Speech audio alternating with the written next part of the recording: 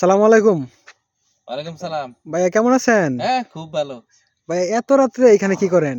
এটা পবিত্র কাজ করতে আইছি। রস চুরি করতে আইছি। তাই নাকি ভাই? হুম। ভাই এটা কি পবিত্র কাজ? তা পবিত্র না, রস চুরি করা এটা পবিত্র কাজ। তা আপনি এখানে কি করেন? আমি তো ভাই হ্যাঁ? আপনাকে দেখতে আসছি। হ্যাঁ? চোরের সাক্ষাৎকার নিতে আসছেন? জি জি ভাইয়া। ও আচ্ছা, আচ্ছা। আপনারা কেমন করে চুরি করলেন? হ্যাঁ, কেমন করে কতগুলা রস চুরি হয়েছে দেখবেন না? ও ভাই অনেক রস চুরি করছেন। হ্যাঁ, ভাই, এক চুরি কলসি করার প্রায় আগে হয়ে গেছে। বিদ্যুৎ অফিসে ফোন দিছি। হ্যাঁ। ফোন দিয়ে কইছি যে ভাই আধা ঘন্টার লেগে কারেন্ট লাইনটা বন্ধ করুন, আমরা তো গাছে উঠি। পরে কি ভাই কারেন্ট বন্ধ করছে? লোক কইতেছে যে, ভাই আমি কেমনে বন্ধ পবিত্র করাম? চুরি কি আমার কারণে বিকাশে জানেন? নাহলে নগদে কিছু পাঠাইন। পবিত্র চুরি হলো যে ভাই আমরা গাছের মালিক করতেছি চুরি নিয়া একটা দুর্নীতি। রস চুরি আমরা আরো বড় করতেছে। এই দুর্নীতি কারণে বাস। পবিত্র চুরি। আপাতত এখানে যাই থাকতে হবে না। কিন্তু কান্দা ছাড়া কোনো পথ নাই, আর বলে রস নাই। এটা কোনো কথা হলো ভাই? আমরা এত দূর থেকে আসছি। কইতে চলবো। মধ্যে ঘাট নাই।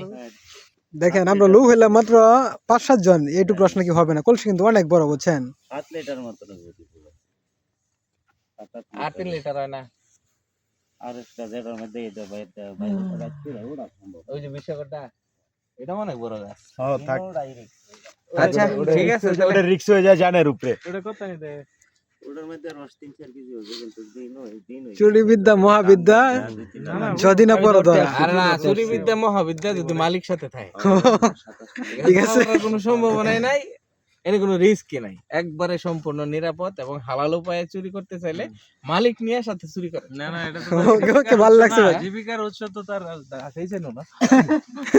আলেম সাহেব ফেস আনা যাবে না। ফেস আনলে জীবিকার উৎস তো তার, তো এটা আলেম সাহেব বয়ান দেন। 100% হালাল লাগে। এরশাদ। হ্যাঁ? দেন কি শেষ? ওকে খতম।